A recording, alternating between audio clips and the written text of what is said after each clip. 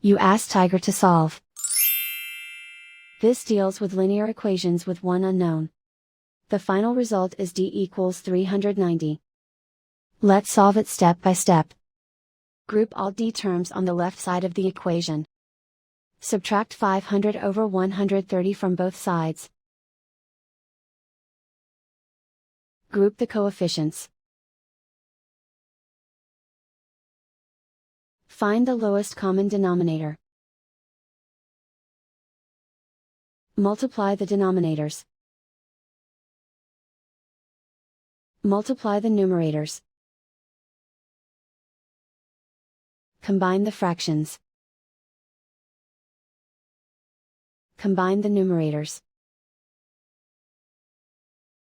Group like terms.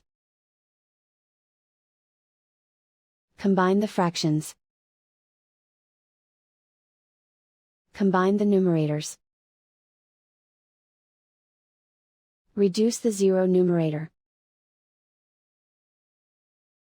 Simplify the arithmetic. Isolate the d.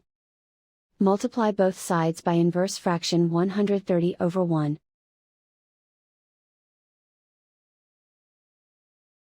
Group like terms.